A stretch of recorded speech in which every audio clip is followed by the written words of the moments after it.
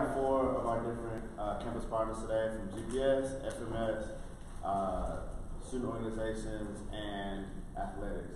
And so first we're going to start with Dr. David Sneed from GPS and just talk a bit about their office and the ways we typically work with them. Appreciate you guys. So I apologize. I'm recuperating. That's the recuperating. That's how that comes about.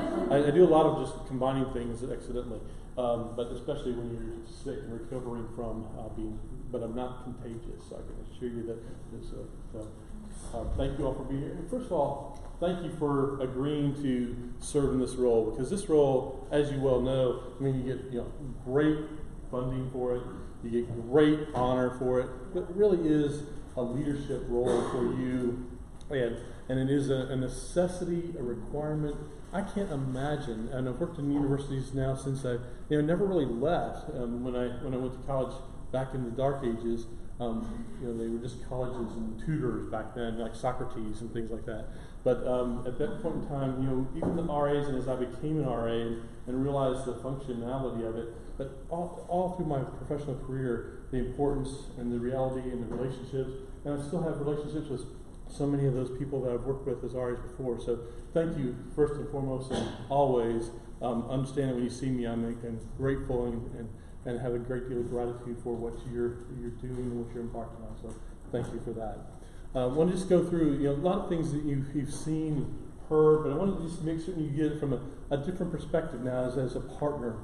And we're still developing, as we talk about where GPS is located and how GPS has grown and what we're doing, and we're being a member of the Division of Student Life, where we are going is being developed even as we speak right now.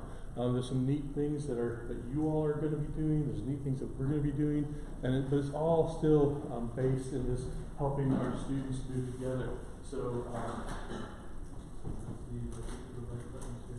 go forward from that. So it really is in our partnership, and so this is the programming. I think still the logo that we use for Residence Life programming, but us together, as we had together, is academic and personal integration. So when we think about student life, when we think about student success, a lot of the research talks about academic and social integration.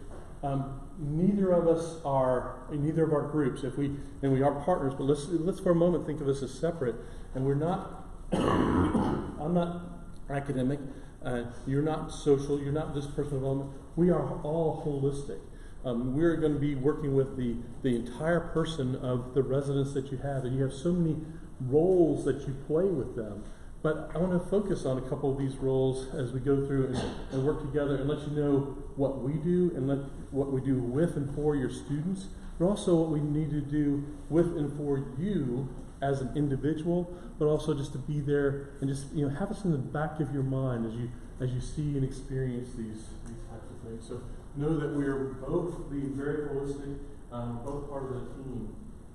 So this whole thing, it is a little bit more focused on academic than some of the other areas, because we want you to think, and we want your students to think of us as sort of that academic one-stop shop. We want to be part of their team. Everybody has their primary advisor.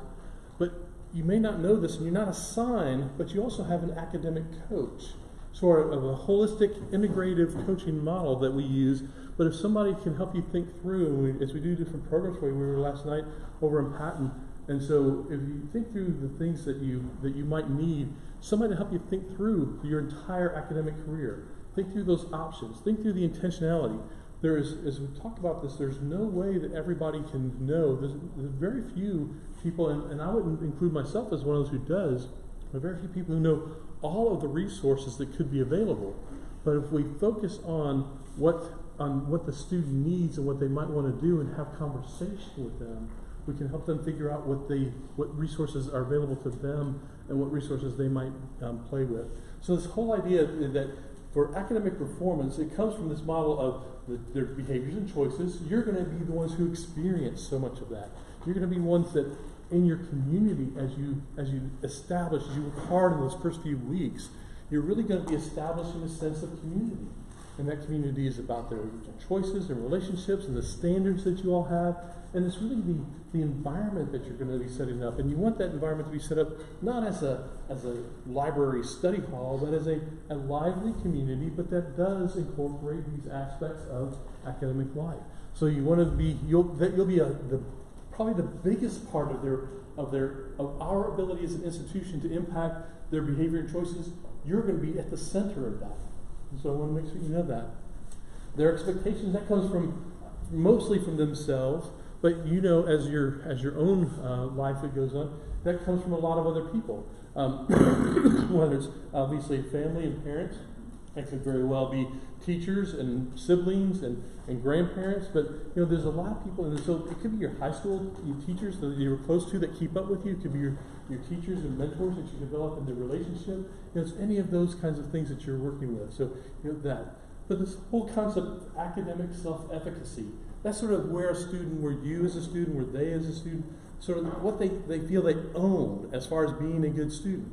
Now, many people come in and you can test, you can assess their academic self-efficacy, but the issue is really more about where they are and what they feel, but then how to help them improve, how to help them move forward. And so that's a lot of what GPS does for people, where we're going to make certain that you understand those a little bit more clearly.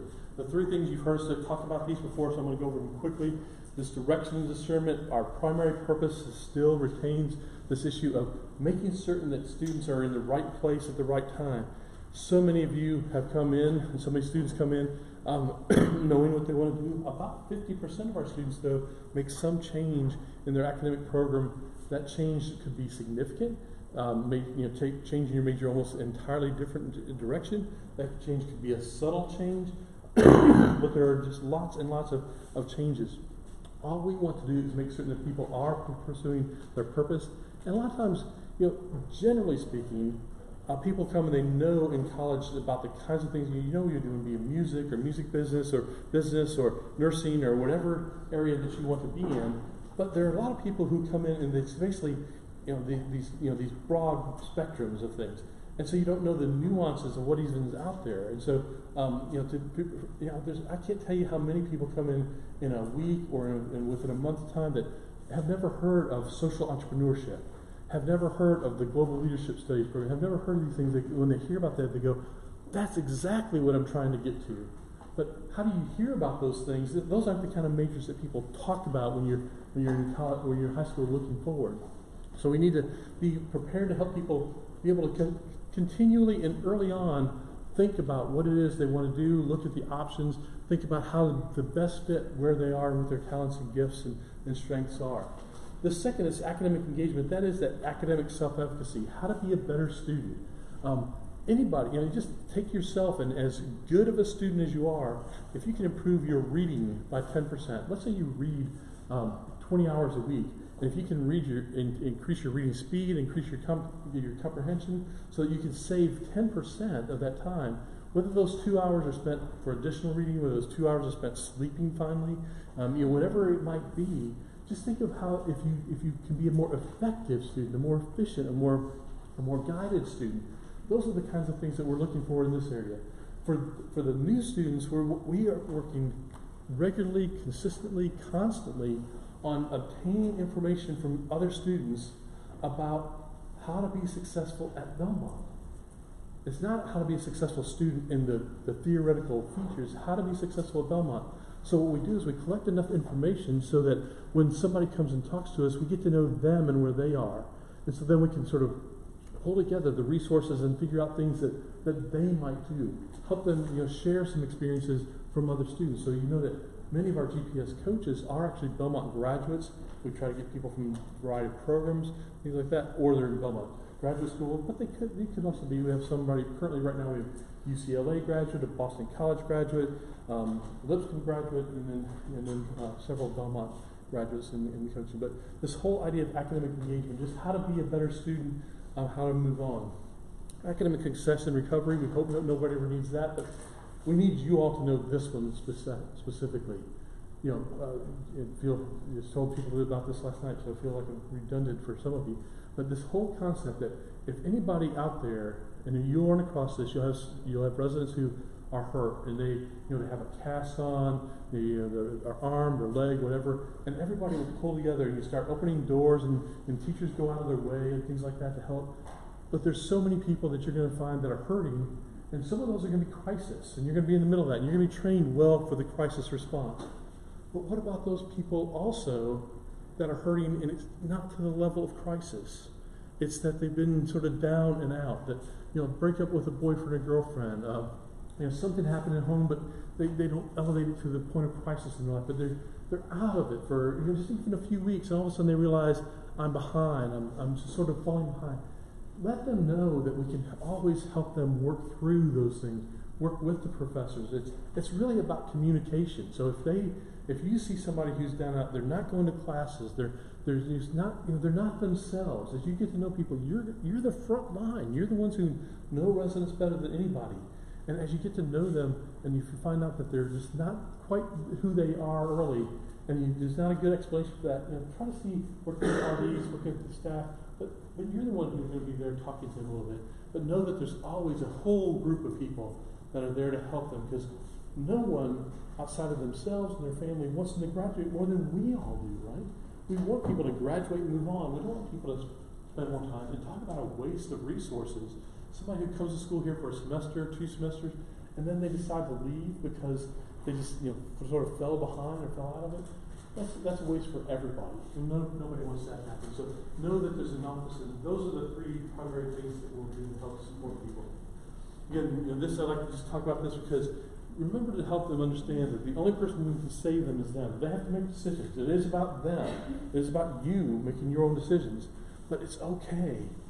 It really is expected and ask for help. You remember that time when Dr. Fisher, at one of those orientation or preview days, he'll say, back when I was in school, they'd say, look to your left, look to your right, and 1 or 2 of you are going to be gone by the end of this. And now he says something like, look to your left, look to your right. Now let's work together as a community to make sure everybody goes along. It really is that. It really can be that. And you all are the center of that. And there's some people who are going to be a pain in your rear as a resident. But all of them are carrying it, and they're all somebody's brother, their sister, their a son or a daughter.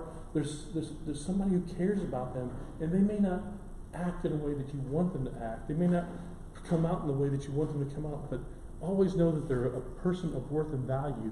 And so make certain that they know that you're there for them, that you introduce them to other people. You don't have to be the person for them. You have to be a person, and know that you are a central person in their life. So know about those things. Last thing I want to really focus on is to make certain you all know this, because we moved in December and January, but we're now. You guys know what buildings you're going to be in now? Mm-hmm. Right. So who's North Hall, Heron, Pembroke? Yeah, we're right there. So we're right there with you guys. So we're in the lower level, the academic level of Heron. For those of you who are in Heron, Hale, and Pembroke, and Patton, and Potter, Bearhouse and Potter. The walkway that's between our buildings, I asked Dr. Fisher the other month, and he said, there is no name for that. We can come up with and suggest some names for that, because that's where we are. It's a neat area. It's one of those areas that everybody knows, and we should reclaim it in some way. But we're off of that walkway between Patton and Heron. We're up towards the Massey end. So come down and visit. We will have many more activities. We're even going to try to start having some activities even this semester, inviting you all down. But we want to make certain that you'll be able to invite your residents down, come on down there and do some activities. We might do a little bit more down in that area as opposed to going into your buildings as much in the future. But that's we'll work that with you and your RDs and things like that in the future. So know that we're down there, over there, under there, with there. The best way to always reach us is gps@belmont.edu. So students need anything from us, you need anything from us, you want to look at programs and plans and opportunities, do that, and then our phone number. Like I said earlier, we have, this year, we have our graduate students and our coaches are in such a situation that we're able to, and so know this for the continuation of the year and some things, we're able to offer office hours from 8 in the morning till 7 p.m. Monday through Thursday. We're one of the only offices open that late. Friday afternoons, people don't seem to want to come after hours Friday afternoons, so we close at 4:30. And then again, we're open on Sundays from 1 to 7. So a lot of times, people just don't realize there's an opportunity for somebody to help out and to think through some of these things. We help with a lot of academic issues, but we're really about that holistic area. But if a student thinks about us being part of that team that can pull together all these areas and then, like so many others, be a resource to reach out, that's where you sort of can think of us. So that's really all that I have at this point. Any questions, any comments, any thoughts, anything that I can do for you? I'm going a little bit faster. Is there anything else you want me to do? Luis, in here? All right, well, thank you very much. Appreciate you all.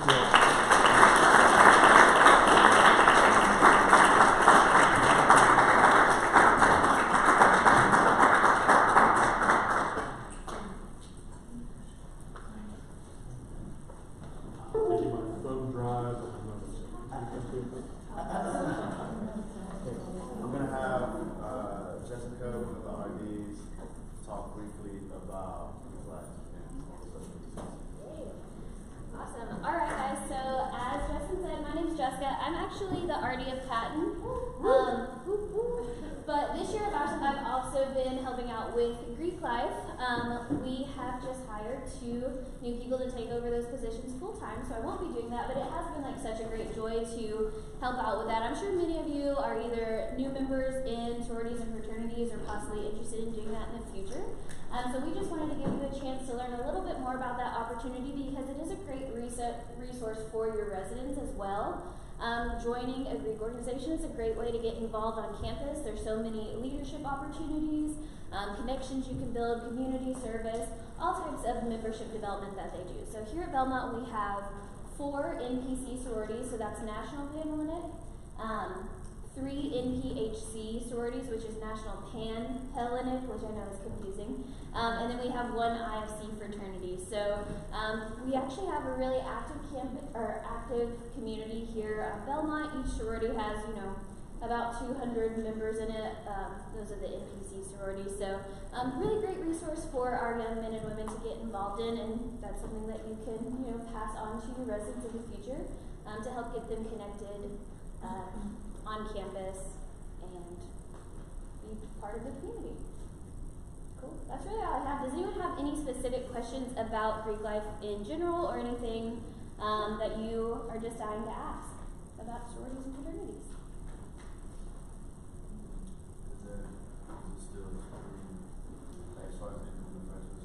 Yes.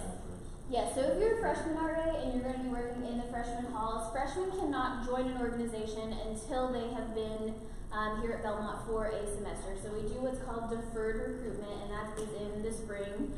And that just gives our new and incoming students a chance to kind of get acclimated to the community at Belmont before jumping into something that can be a huge commitment, but it's really what they put into it as to what they get out of it. So it can be a great commitment, or it could just be something that they just say they're a member of. So how much energy they want to put into it. So great question.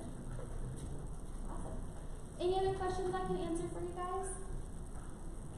Yes. So when residents have a question about that, what are some of the demands or requirements that you have to do to remain part of the sorority?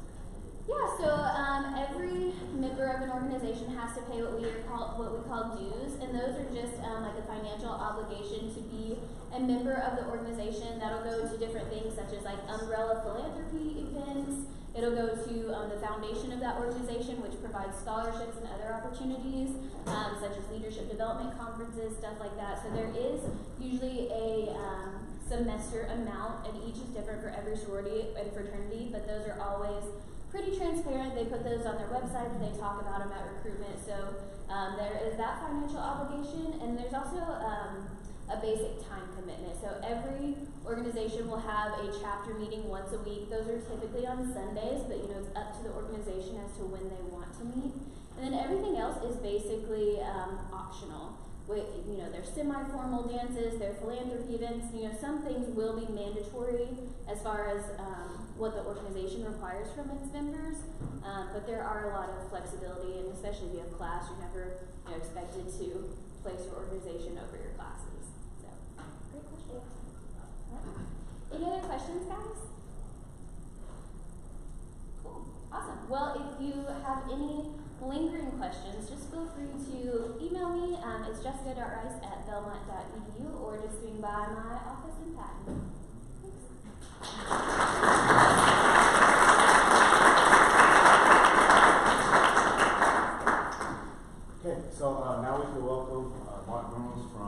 facilities management services. We're going to start passing out. Pass it around. Take one down, pass it around.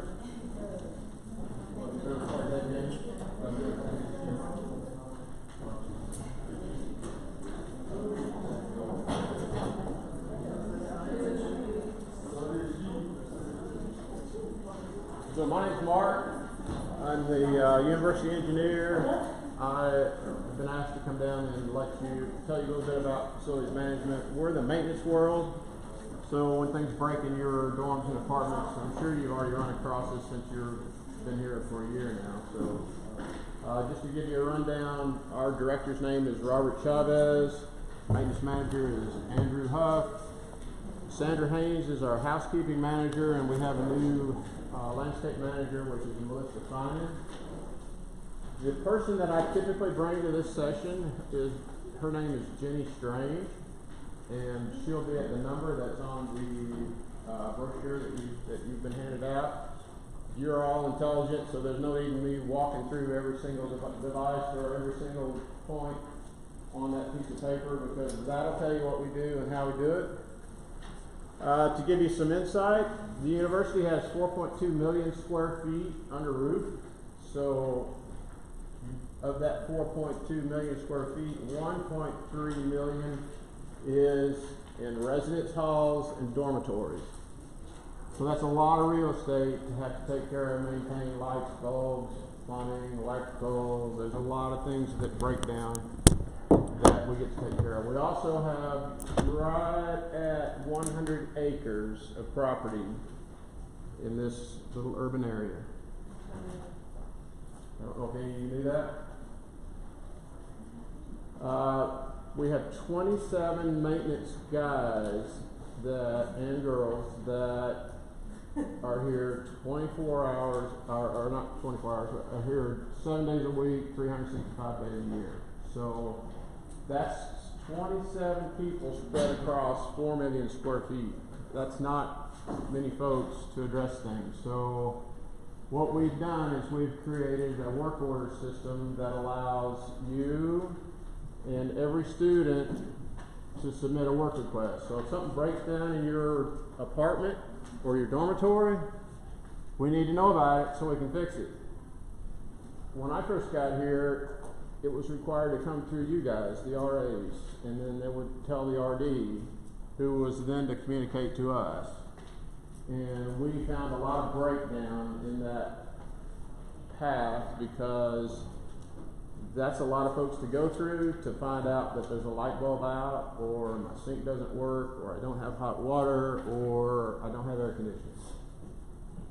So we all have busy lives, and to short circuit that list, we've created a system that allows the student to go in and submit their own work request. So we encourage you to share that information, because if we get it straight from the student, we got a better chance of knowing that it's out there, and we have a better chance of getting the right person to fix it. Does that make sense? Yes. Pest control is a big problem for us.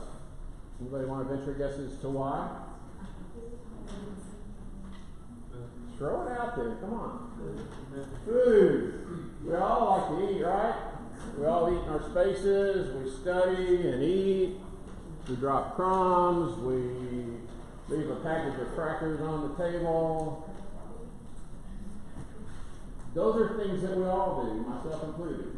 So to prevent the pest problem, encourage everyone to put their foods when they're storing it in sealed containers, vacuum occasionally, sweep it up, and I guarantee you'll have less issues in your spaces. It's really simple, really, really simple.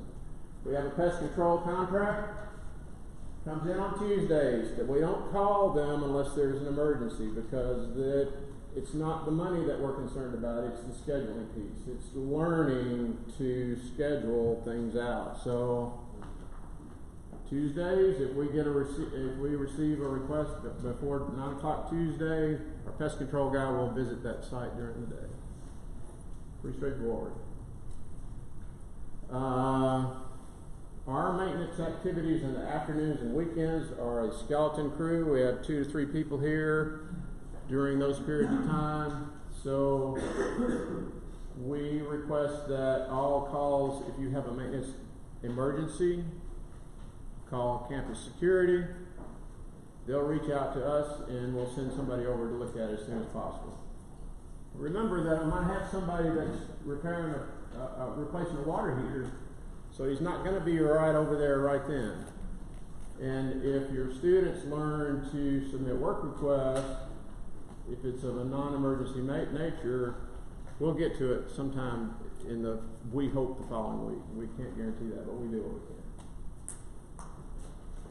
Housekeepers only do public spaces, so they're not going to go into as you know, they're not going to go into the dorms and apartments, personal living spaces to clean. We're going to clean the lobbies, the hallways, and in the summer we clean the windows. In the summertime, also, we go through all the empty spaces and try to paint and replace carpet where necessary and give you guys a clean space to move into. Unfortunately, in that August time frame, we've got athletes moving in, program students moving in, and they don't always land where they're supposed to be. So sometimes they get shuffled through the Res Life process. We're okay with that. I'm only saying that so you understand if a student moves into a space in August or in September and it's not clean like they would want it, we apologize. Let us know. We'll come dress it up as best we can. But that process of moving students around to get in here to start all on the first 3 days of August or the 3-day period when move-in happens is pretty tough. Any questions? Anything you want to know? Facility-wise? If you want to know things, sustainability that we do in the campus, I'm typically involved in that, so I can probably give you a tour and show you what we do and how we got there if you're ever interested. That's it for me.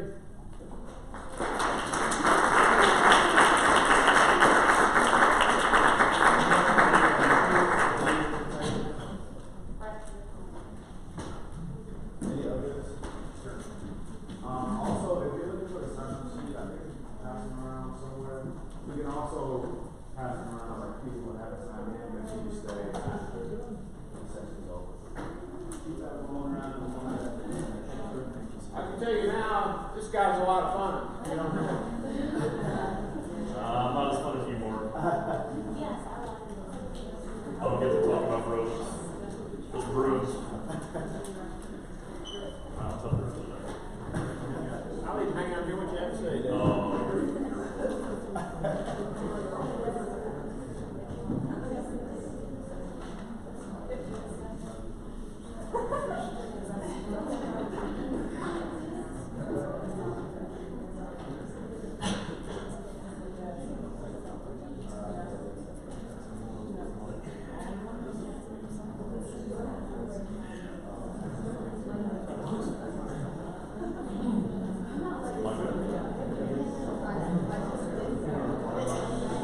All right, guys, I know you've got limited time, so I'm going to get right to it, all right?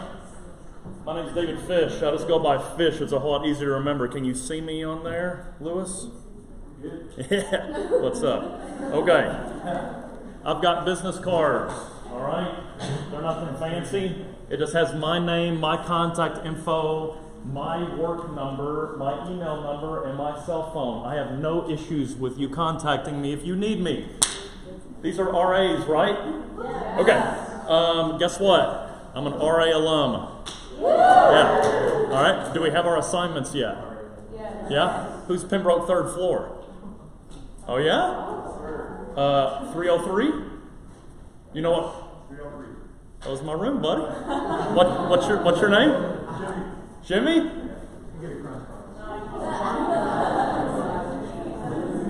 Jimmy, would you like a small or an XL? XL. Okay. You get one of these Fredericksburg, 800 Winchurch.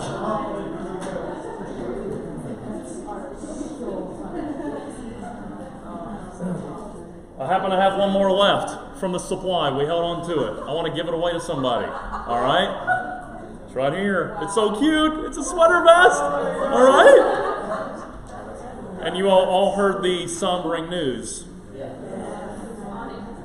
Do you know that back when I came to Belmont in 2000, I decided for whatever reason I was going to get involved with going to athletic events.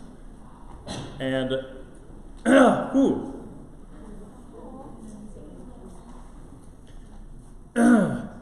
and this guy, and what he was doing at Belmont at the time, and what he's done since then, with the men that he's brought to this campus to represent you on the court, had changed the entire trajectory of my life.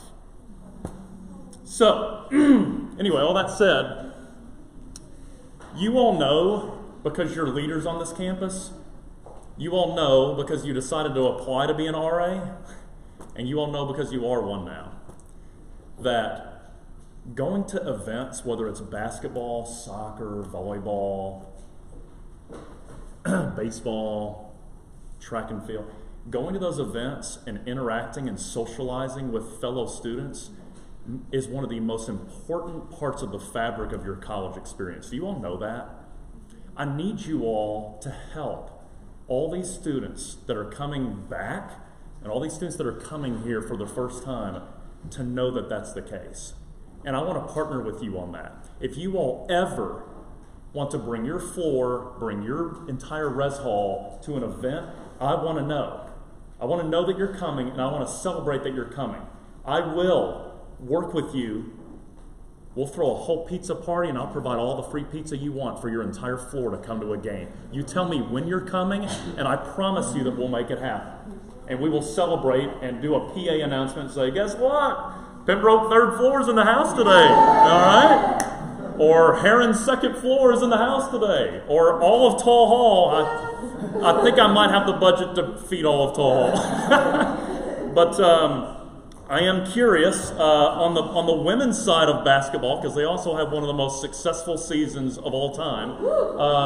They went to the NCAA tournament for a certain number of times in a row. What number was that? First hand up. How many times in a row have they been? Yes.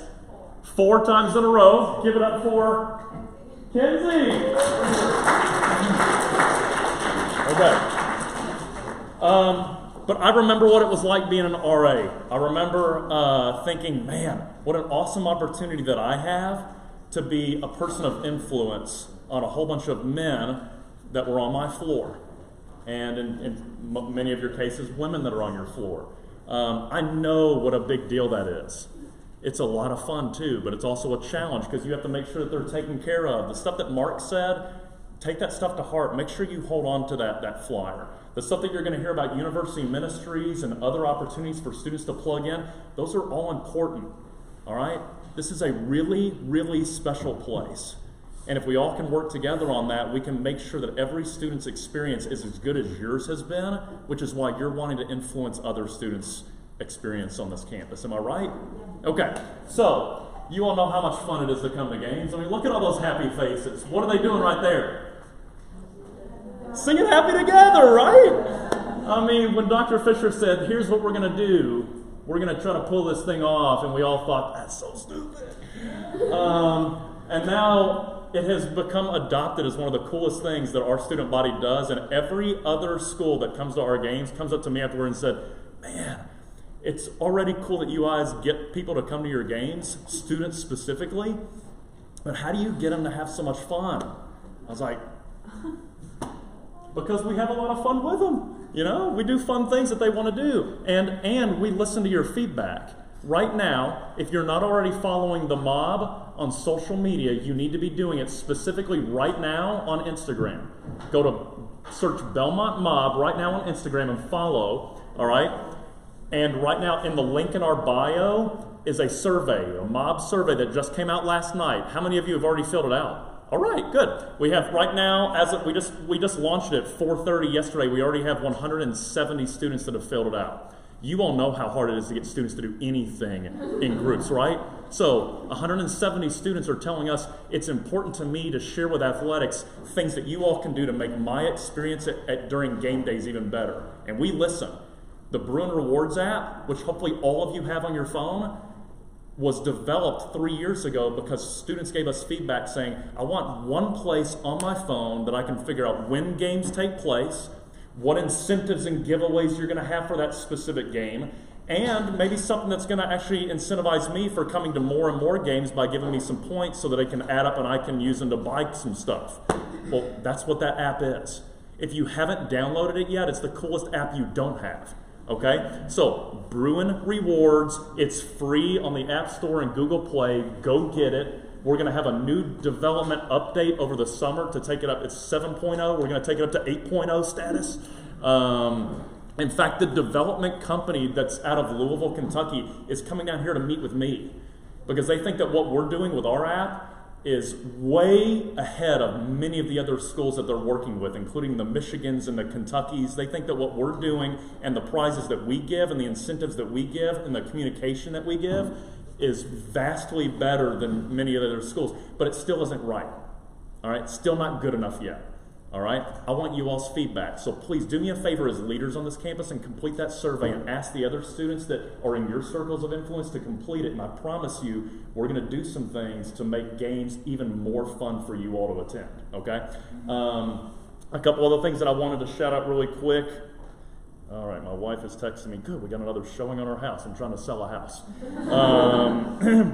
But a couple other things I wanted to share with you really quick. So mob survey. Oh, this weekend is Mob Appreciation Weekend, okay? And you're thinking, I'm not in the mob. Yeah, you are. If you came to a game, you're in the mob, all right? Motivational Organization of Belmont. Some people nickname it the most obnoxious Bruins, which I thought was kind of fun too, all right? So you come to games, you cheer, you have fun, boom, you're in the mob, okay? So, I want to tell you that we're going to celebrate all of our students this weekend at baseball, okay? We're giving out gift cards this weekend for Laser Quest downtown, okay? Taco Bell, Little Caesars, McDonald's, Subway, and a truckload of Dairy Queen. We're giving away free shirts, and I'm going to give away some free pizza for the Friday night game. If you're thinking, well, what time are the games? Look at your Bruin Rewards app, all right? Look at your Bruin. Oh, and Ariana Grande tickets. These events this weekend are a part of qualifying. The more events that you come to, the better your chances are to win some Ariana Grande tickets. Who would like some of those for free? Okay, that's what I thought. So I want you all to come and enjoy those events, have a good time, check in. Oh, and Friday night's game is Convo eligible. Okay? And I know there's a lot of spattering around campus like, man, what athletics did with their Convo stuff really stinks. We don't like it. I know you don't. You know why we did it that way, where you have to go to 3 events to earn 1? Because the provost came to me and said, athletic events can't be Convo, just like they haven't been for 18 years of me asking. And then he finally said, I'm going to let you do it. Fish, I'm tired of you asking me. We're going to allow you to let athletic events be Convo, but I can't let you have more than 5 credits in a single category. Well, I've got 17 teams that all think that their events are good enough to be a Convo event. How can I tick off 12 of them? And so we sat down and we came up with what we thought could maybe be a good plan. Let's take 15 events and carve up those 5 Convo credits into 15 chunks. And when you come to 3 of those qualifying events, you fill out a quick little 3-question survey for the provost, which is literally like yes, no, yes. And boom, you have your Convo credit, okay? It's really, really easy. So that's why we did it that way. Is that the way we're going to continue to do it? Maybe not. But I want you to know that it was something that we wanted to do to give you all what you were wanting, Convo, but I also wanted to make it spread across all of our athletic teams because they all deserve it. And I think you all can agree with that. Even a tennis team believes that, hey, my event should count as Convo just like a basketball event. And they're right. It should. So we're going to continue to work with that, but I want your feedback on that on the survey too. So fill out that survey and let me know. Come out, tell other people about it. And and be ready for Bruin Blitz, all right, which is going to happen. You all know, you all came to it freshman year, all right? You're going to come back to it. We select one RA representative from all the freshman halls to come up on the stage, have a little bit of fun. Someone's going to crack an egg on their head and win some free t-shirts and pizza for a whole bunch of people. It's going to be fun. Already be thinking about who wants to play. But hey, I'm Fish. I'm in athletics. My door is always open. If you ever want to talk about things that you all want to do or have some dorm competitions, I know that Dr. Deloney, he's a big fan of wanting to start instituting some like residence hall competitions. And by the way, my friend Anthony Donovan, who is you all's boss's boss, he and I had a nice little trip to the OVC tournament, and while we were on the way to the OVC tournament, taking a group of students that were the hardcore of the hardcore, and gave them a free all-expense paid trip by an anonymous donor. He and I started talking about how can we get students more engaged with athletic events. One of the things that you all have given us feedback is this ESPN Plus thing. If you want to watch the Bruins now when they're on the road, especially basketball or other sports, you have to pay now to do that. Who wants to do that? Guess what? Not anymore. Athletics is going to provide either Roku's or some other similar device that's going to plug in on all of your lobby TVs. All right? And we're going to partner with Anthony Donovan to make sure you have an ESPN Plus subscription already taken care of, so you can watch all Belmont games on the road anytime in your residence hall lobby. Okay? You're welcome. All right. So, my time is up. I've probably gone over it. God bless you. Thank you for the influence that you're going to have on so many students this upcoming year. If you need anything, my office is always open. Contact me and let's partner up and let's have some fun next year. Does that sound like a plan? Okay. Thank you all.